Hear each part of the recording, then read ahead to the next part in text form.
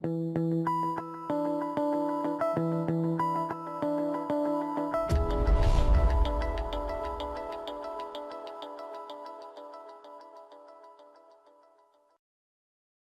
guys, this is Verneer for CardRunners.com. So now let's talk about 4-betting. Since you're opening around 16% of hands or so, you're likely to get a lot of respect from your 4-bets. So two implications of that. One, you should be 4-betting quite liberally versus loose 3-betting ranges. These are the players who are going to be they're just not going to have a hand very frequently. So hands that have blockers like Ace X, King X, some Queen X type hands, you're just going to be able to take it down pre-flop. The other side of that is if you have some tight regulars who are 3-betting you, especially from tight positions, then it's difficult to continue against them without anything, without kings or aces. So we should be 4-betting kings and aces against them for value. But in general, hands like ace-king in some spots are just going to be calls, and you don't want to be getting them all in for stacks against some tight players. In general, from under the gun, 4-betting is better than calling. It ends up being much more profitable once I run some filters in my Hold'em manager, and maybe I'll include those at the very end. So let's take a look at some of the selected hands that I have and talk about why I ended up doing what I did. Hand number 1, Ace King suited. Oops. There we go. I'm used to PowerPoint. So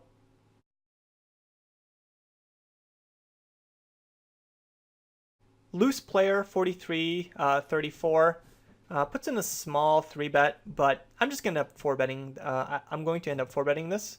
Oh, another player overcalls. Yeah, so now I'm definitely 4-betting this against the 43-34 player.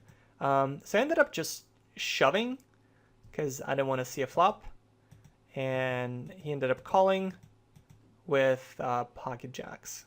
So fairly straightforward. Against this kind of a player, I don't want to be flatting. And the only decision was, do I make it something like 24 or do I just shove? I just wanted to end the hand right there, so I ended up shoving. Ace Queen. So this is one of those perfect spots where the player is 3-betting me from the button. Sorry about these windows, they're kind of annoying. He's 3-betting me from the button, which means that's where he's likely to have the widest 3-betting range. And he's 26-22 with a 3-bet of 13%. So just a very liberal 3-better. So in this spot, I just end up 4-betting as a bluff, essentially. Because I don't want to play my ace-queen hand out of position. I would rather just take it down right now. If it was ace-queen suited, I think I flat because it plays a little bit better post-flop. But I would rather just, I understand he's going to have some dominated hands, but I don't want to play out of position without initiative here. So I end up just 4-betting, and I end up taking it down. So next hand, ace-10 suited. Very loose player with a high 3-bet, 3-betting me from a steal position.